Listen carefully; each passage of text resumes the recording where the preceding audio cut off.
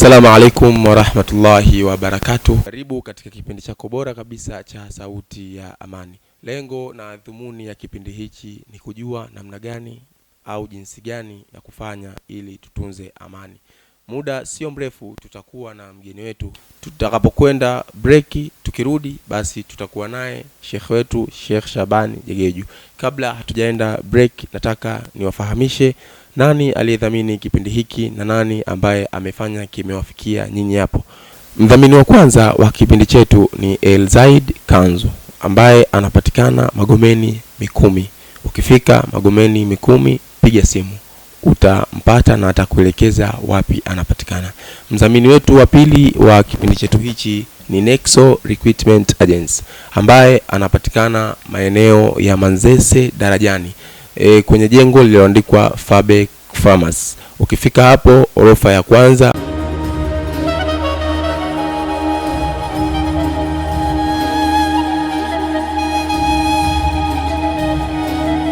Assalamu alaikum wa rahmatullahi wa barakatuh. Karibu mpenzi mtazamaji wa kipindi chako bora kabisa cha Sauti ya Amani. Lengo na madhumuni ya kipindi hiki ni kutaka kujua lengo la amani, ama nini maana ya amani kwa taifa ama kwa familia. Sheikh Muallim ustadhi wangu Sheikh Shabani Jegeju. Assalamu alaikum Sheikh. Assalamu warahmatullahi wabarakatuh. Karibu. Asante. Naomba jitambulishe ili watazamaji wetu wakufahamu. Majina naitwa Ustadhi Shabani Jegeju. Ni mwalimu mkuu wa Madrasa Shamsul Maarif Islamia iliyoko Manzese, mtaa wa Kilimani. Huo ndio utambulisho wangu kwa ufupi. Tumemsikia Sheikh majina yake na cheo chake. Ni mudiru wa Shamsul Maarifa iliyokuwepo Manzese Kilimani. Sheikh, kwenye karatasi yetu tuna maswali takriban ama zaidi ya 12, lakini kwenye maswali haya tutakuuliza maswali yasiyozidi 6. Naomba tuanze kukuuliza swali la kwanza. Swali la kwanza linasema, neno amani lina maana gani katika Uislamu? Neno amani lina maana gani katika Uislamu? Amani kwanza ni neno pana sana. Ni neno pana, na amani ndio Uislamu wenyewe. Kwa sababu ukitafsiri neno Uislamu unakutana na amani. Kwa hiyo amani katika Uislamu ndio Uislamu wenyewe kwanza. Uislamu umekuja kuleta amani katika ulimwengu. Kabla ya kuja kwa mtume, rehma na amani ziwe juu yake, ulimwengu ulikuwa hauna amani. Ndio maana ukaja neno amani. Uislamu kule kusilimu maana yake ni kusalimu amri, kujisalimisha. Na ndio maana mtume akasema hamtoingia peponi mpaka mpendane, mpaka muamini, na hamtoamini mpaka mpendane. Kisha akawaambia, nikujulisheni juu ya jambo ambalo mkilifanya mtapendana, takianeni amani. Afshu salamu baina, takianeni amani. Ndio maana tunakutana assalamu alaikum, amani iwe juu yako. Kwa hiyo Uislamu, amani katika Uislamu ndio kitu cha kwanza, kwa sababu Muislamu tunatakiwa tukutane tusalimiane, lakini salamu yetu ni kwa kutakiana amani.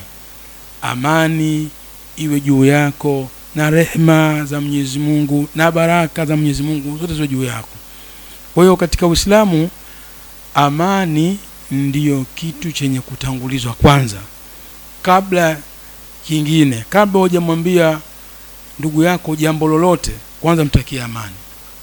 Kwa hiyo mukhtasari katika Uislamu, amani ni pana sana, na amani ndiyo haki ya kwanza, au niseme haki iliyobeba haki nyingi. Kwa sababu kuna vuguvugu hapa, amani na haki, amani na haki. Lakini haki nao amani nao ni haki.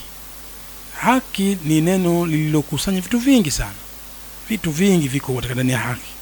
Kwenye haki kuna kula, kuna kusoma, kuna kuabudu, ziko lakini uti wa mgongo wa haki ni haki ya amani.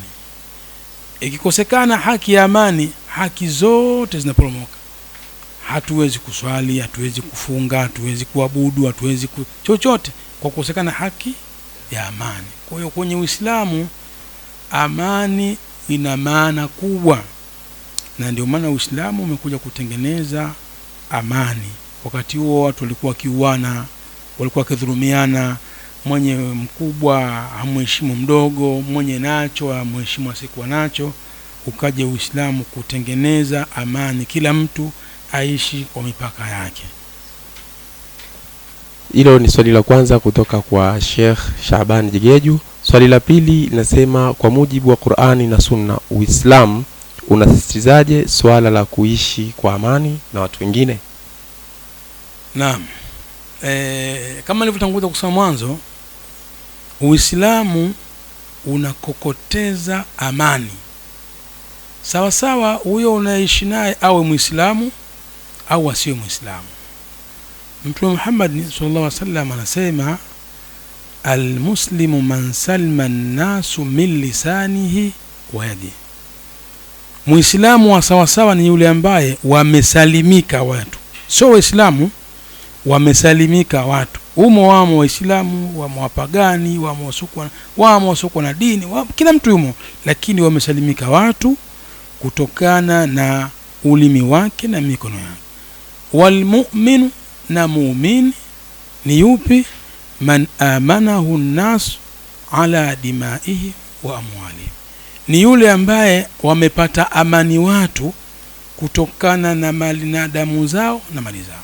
Kwa hiyo ili Uislamu uwe Muislamu wa sawa sawa, watu wasalimike na ulimi wako usidhuru watu, mikono yako usidhuru watu, ulimi wako usifitinishe watu, ulimi utumie vizuri. Lakini yule muumini wa sawa ni yule ambaye wamepata amani watu kutokana na zile mali zao na damu zao. Kwa hiyo Uislamu unasisitiza amani kwa kila aina ya watu, yani huyo mtu Muislamu au sio Muislamu. Tumsikia shekhe alivyojibu swali la pili kutokana na mujibu wa Qur'ani na Sunna. Swali la tatu linakwenda, kuna mifano gani katika maisha ya Mtume Muhammad sallallahu alaihi wasallam aliyoonyesha jinsi alivyohimiza amani? Naam. Mtume Muhammad yeye ndio sahibul amani, yeye ndio ndio mwenye amani mwenyewe. Na utakuta hata Mtume Muhammad sallallahu alaihi wasallam alipoona kwamba maswahaba zake hawaishi kwa amani, wana hofu, aliwaambia waame waende Habash kwa Najashi. Najashi hakuwa Muislamu, alikuwa ni Mkristo yule, lakini aliwaambia waende kwa sababu Najashi alikuwa anaishi na watu wake kwa amani, waende wakatafute amani. Na hata katika maisha yake ndio maana Mtume akasema kumtukana Muislamu ni ufasiki na kumpiga ni ukafiri. Kwamba angalia Uislamu, Mtume wa zamani hata kutukanana kusiwepo kati ya Muislamu na Muislamu, basi Muislamu tu na watu wote wanaoishi nao katika jamii. Lakini vile vile kupigana, msipigane sio kwa Uislamu tu, kwa watu wote katika jamii. Na yeye Mtume ndio alikuwa mtu wa kwanza, kwa sababu angalia alipokwenda Taif, madhara aliyomkuta kule, watu wamempiga na mawe, damu zimetoka. Hata kwa Jibril akamwambia nipe amri, nimeona Allah nipe amri ule mlima ni wafunike nao. Lakini Mtume alikataa kwamba hapana, kutaka amani, kwamba hawa binadamu inawezekana leo hawasiniamini, watakuja wasiniamini, lakini katika vizazi vyao watakuja watu watakaoamini Uislamu. Lakini Mtume kwa sio akasema basi bwana wewe wafunike tu na mlima, basi kazi ishi. Lakini mwenyewe alikuwa mtu wa kwanza kutaka amani kwa watu, kwambia hapana. Na hata Mtume yeye, manabii wote dua zao shamaliza, lakini yeye dua yake bado atakuja kuiomba, kwa sababu anataka amani mpaka akhera, waja wake wa umma wake ukapate amani, uwapukane na adhabu za moto, ukapate amani ya kwenda peponi. Kwa hiyo yeye mwenyewe Mtume alisisitiza amani hata katika maudhi aliyowahi kuudhiwa yeye mwenyewe. Aliwahi kuudhiwa maudhi mengi. Angalia yule mtu ambaye alikuja akakojoa katika mihrabu. Watu wakataka kumvamia kumpia, akamwambia mwacheni, chukueni maji mwagieni, yote kutafuta amani. Kwamba Mtume hakuwa tu mtu wa ugomvi, alikuwa analo jeshi.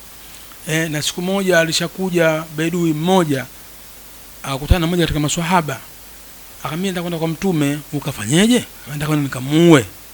Yule swahaba akagadhibika sana, akamkamata mpaka kwa Mtume. Fika pale akaambia bwana, mimi nimekuja lengo langu kuja kukuua. Akamwambia sasa ndio uweze kuniua sababu mimi nina jeshi hapa na watu wangu. Cha msingi wewe ungesilimu tu basi. Mimi siwezi kusilimu. Basi sasa naomba ya sababu tumkate kichwa huyu. Akamwambia mwache bwana. Akamruhusu yule bwana akaenda zake. Ile bwana anasema ametembea kwa hatua 500 za ngamia. Akafikiria kwa mimi nimekuja kumuua Mtume na nimemkuta, lakini nimedhibitiwa na akaniacha, yule atakuwa Mtume kweli. Yule bwana akarudi kuja kusilimu mbele ya Mtume. Na alipoulizwa kwa nini wewe ukusilimu pale pale, akasema mimi ningesilimu pale ningeonekana nimeogopa jeshi lako hili, lakini mimi silimu baada kujua wewe ni Mtume kweli. Kwa Mtume alipenda amani yeye mwenyewe. Hata katika ile maudhi ambayo yalikuwa akifanyiwa yeye, basi alikuwa ni mvumilivu, alikuwa akitaka amani. Hata yule mtu alikuwa akimwekea uchafu mlangoni kwake, siku alipoumwa Mtume alikwenda kumwombea dua ili naye apone, aendelee kwa amani. Kwa hiyo Mtume yeye ndio swahibul amani, yeye ndio amani mwenyewe. Hilo ni swali la 3. Ni miongoni mwa maswali ambayo nilikuwa nasubiri kwa hamu. Sheikh alijibu na amelijibu safi na nafsi yangu imeridhika sana. Sheikh, kabla ya kwenda swali la 4, nataka ni kutajia watu ambao wamedhamini kipindi chetu mpaka sasa hivi kinaruka. Mtu wa kwanza ambaye amenivalisha mimi anaitwa Alizaid Kanzu, ambaye anapatikana hapo Magomeni Mikumi. Ukifika pale ukipiga simu, alhamdulillah utapata kanzu nzuri, kanzu safi kabisa. Asante sana. Mtu wa pili ambaye amenidhamini kwenye kipindi hiki ni Angamizo Heiba. Hawa wanahusika na madawa ya asili. Wanapatikana Kariakoo. Dawa zao zinatengenezwa na Ustazi Mpipa. Pale mtaa wa Mkunguni kama sikosei. Ukifika pale ukipiga simu, basi utakutana nao, na namba zao tutaziweka kwenye mabango yetu ya pembeni. Mtu wa tatu ni Nexo Recruitment Agency, ambayo ipo chini ya uongozi makini kabisa wa Ustadh Maalim Juma Mayugwa. Hawa wanapatikana Manzese Darajani, jengo la Fabric Farmers, mlango nambari 4. Hawa kazi yao ni kusafirisha watu ama ni kuwatafutia vijana kazi ndani ya nchi na nje ya nchi. Shekhe, tuendelea na swali letu la 4. Swali la 4 linasema kwa nini wakati mwingine tunaona migogoro au chuki kati ya Waislamu wenyewe kwa wenyewe na ilhali Uislamu unasisitiza amani? La, swali lako bwana nzuri. Migogoro hii watu wamenukuu vibaya. Katika Uislamu tunaruhusiwa kuikhtilafiana. Hatuwezi kuwa sawa kifikra, kuwa sawa kihali. Ndio Mungu akasema wala usha rabbuka la ja'ala an-nas ummatan wahida wala yazaluna mukhtalifina. Angetaka Mwenyezi Mungu Subhanahu wa Ta'ala sote tungekuwa umati mmoja sisi. Tungekuwa wote kama ni umati Muhammad wote kuanzia Adam mpaka Muhammad wote kwa umma mmoja, aidha tungekuwa kabila moja, lakini hatutoacha kutofautiana. Kwa nini watu inazuka migogoro? Migogoro inazuka baada ya watu kuondokwa na ucha Mungu katika nyoyo zao. Uislamu ni dini inayosisitiza watu kukaa pamoja. Imemaliza kila kitu. Hata pale ambapo mtakuwa mmetofautiana, basi mmepewa maelekezo maalumu watu wapi warudi wapi kwenda kutafuta suluhu. Lakini sasa hivi tumehamisha agenda ya dini, kila mtu anayefanya dini katika upande wa maslahi ya kidunia. Sasa maslahi ya kidunia hapo angalui Mungu hapo kila mtu anaangalia tonge lake. Ndio maana hata mtu ukimletea hadithi anafanya haioni na wala haijui. Lengo sio ile Uislamu, lengo ni maslahi ya kidunia. Na ndio utakuta hata migogoro yenyewe wakati mwingine wala si migogoro ya kisheria, ni migogoro tu imezuka. Watu kwenye Uislamu wamefika sehemu watu wasalimiani, na Uislamu umekataza watu kukaa siku 3 bila kusalimiana. Umefika sehemu Waislamu hawasemi vizuri. Kwa nini? Wakati washaambiwa mkikosana katika jambo basi rudini kwa Mungu na mtume. Ziko hadithi ziko wazi, aya ziko wazi, aqwali ulama ziko wazi. Kwa nini watu wamekuwa hivi? Kwa sababu ni maslahi. Watu sasa hivi wanagombania maslahi, sio dini, kwa sababu dini ishakuwa iko wazi. Kwa migogoro mingi inazuka ya kimaslahi, lakini kwa lengo la dini. Na sasa hivi imekuwa bahati mbaya, mtu akishavaa kanzu na kofia na imempendeza, alhamdulillah, kama sema bwana kanzu nzuri, hata mimi nikienda pale nikipata kanzu anaonekana mimi ndio ustadhi. Na kama huko nyuma nilishapelekwa nikasoma suratul Fatiha na nini, nimesomesha najua, nikaenda kwenye dada nikipanda tena ustadhi karibu kae hapa, ndio nishakuwa shekhe tena hapa. Sasa tunauvalo Uislamu bila kusoma Uislamu wenyewe. Tunabeba majukumu ambayo ni hatari sana, kwa sababu leo hii utakuta msikitini mtu hawezi kuendesha gari mpaka aende akasomea udereva, sio? Lakini vile vile haitoshi apewe na leseni, haitoshi apewe na cheti, haitoshi sio akaguliwe kila mwaka.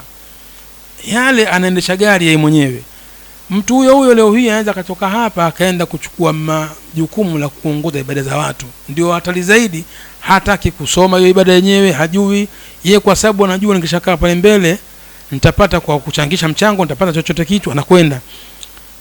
Leo hii watu hawataki kusoma hata swala yao, kuijua wanaswali vipi. Ndio maana migogoro imekuwa mingi. Ucha Mungu umeondoka katika nafsi zetu. Hatuna ucha Mungu. Tunaangalia sana dunia. Lakini vile vile Uislamu mwenyewe wengi hatuujui na hatutaka kuujua. Na ndio maana Uislamu umekuwa unachezewa sasa hivi. Lakini ingekuwa tunaujua Uislamu tusingegombana, tungejua si dini yetu ni dini iliyokuja kuleta amani, watu wakae pamoja.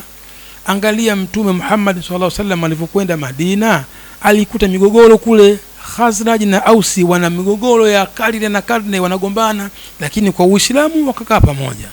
Sasa ikiwa kama kabila na kabila walikuwa na mgogoro wa karne wakakaa pamoja, kwa nini Muislamu na Muislamu ambao hatakuwa tena tunajua na zamani, tumekuja kujua na sasa tukenge kwenye mgogoro ambao haunusaidi chochote? Lengo kwa sababu gani? Sababu ucha Mungu umeondoka. Kila mmoja anaangalia maslahi yake ya kidunia. Kwa hivyo aliyekuwa shekhe baadhi yao wanataka maslahi, waliokuwa viongozi baadhi yao ni maslahi. Ni wachache sana waliokaa katika ucha Mungu.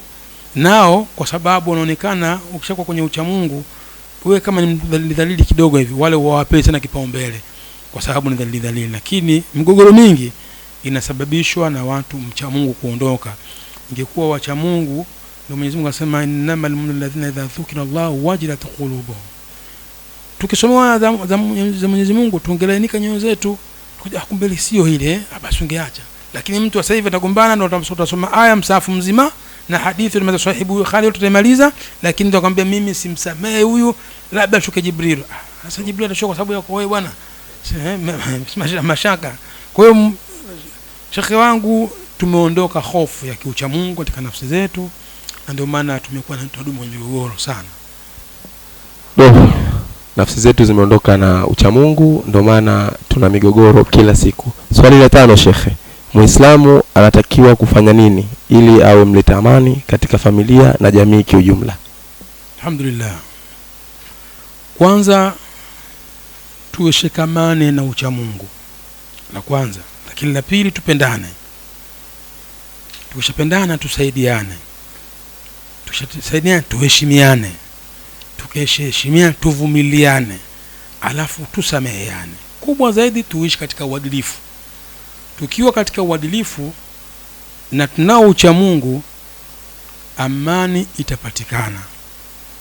Uadilifu ni kitu kikubwa sana katika jamii. Ukiwa na ucha Mungu utakuwa hauna tamana vya watu. Ukiwa na ucha Mungu utaipa nyongo dunia. Leo hii kuna mtu yuko tayari akamkabe mwenzie kwa sababu anamnyang'anya simu yake ya laki 2 au laki 3 kwa sababu yeye uwezo kununua simu hana. Au mwingine anaweza kwenda kununua simu iliyoibwa kwa mwenzie. Hii simu unajua simu kaiba hii. Umeona bwana? Ukikuwa na ucha Mungu uweze kununua, sema hii simu ninanunua, lakini kadhulumiwa mtu. Yule aliyodhulumiwa tayari nafsi yake iwezi kuwa sawa sawa, itaumia tu. Sasa wakipatikana watu 10 wenye kuumizwa, amani haiwezekani kawepo. Kwa hiyo sote turudi katika misingi ya kiucha Mungu. Tukirudi katika misingi ya kiucha Mungu, tutaishi kwa kumwogopa Mungu kwa kila tunachokifanya. Sawa sawa tunaonekana na watu, sawa sawa tuonekane na watu. Ukipewa amana ya mtu utaitunza. Ukipewa amana ya uongozi utahakikisha unaongoza vizuri, sababu mimi ninaongoza lakini hii ni dhima na nitakuja kuulizwa jukumu hili nilopewa la kuiongoza. Kwa Mungu siwezi kwenda kudanganya chochote.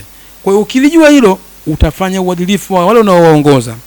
Na wale wanaoongozwa na watu hawataweza kuleta hila kwamba sisi bwana tuongoza vizuri, tusimletee hila, fitna na nini, kwa sababu hii nayo hii ni dhima. Tutakwenda kuuliza nyinyi mlimletea yule kiongozi wenu hila na fitna na alikuwa kiongoza vizuri, tutajibu nini? Kwa hawa nao wataishi katika misingi mizuri.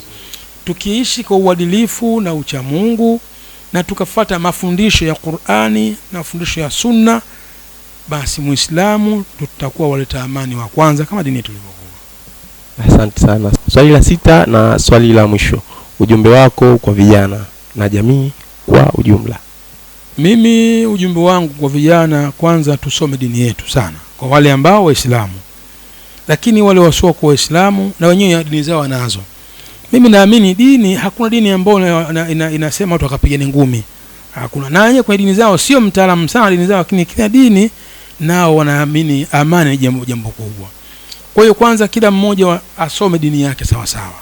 Sisi hasa Waislamu sisi tusome sana kwa sababu maagizo ya elimu yamekuja kwetu sisi. Lakini la pili, vijana tusiwe na tamaa na vitu vya watu.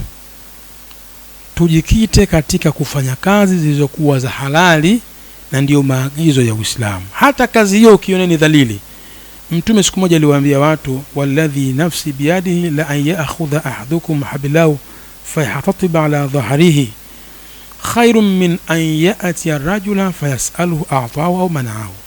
Mtume aliyapia kwamba naapa kwa yule ambaye nafsi yangu iko mikononi mwake, lau angetoka mtu akachukua kamba akaenda kukusanya kuni akazifunga, akazibeba zile kuni akaenda akaziuza, zile kuni, kazi hile ni ya kidhalili, lakini ni bora kwake yeye kuliko kumfuata mtu kumuomba. Sasa umepewa au umenyimwa.